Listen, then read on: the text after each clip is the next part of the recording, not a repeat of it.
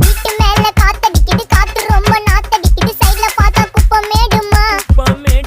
ஒச்சக்கல்ல பொரி பிரியாணி, அச்சிக்கலாம் கிட்ட வரியாணி, கச்சா மேங்கோ பைட்டு பைட்டுமா. போலீஸ் மாமா கெஞ்சா விட்டார், கெஞ்ச கெஞ்ச என்ன நிக்க வச்சு ஒரு நோட்டு புக்ல என்ன போட சொன்னா சைன். 2 மணி நேரம் சும்மா நிக்க வச்சு விட்டு போச்சு, முட்டி செத்து போச்சு.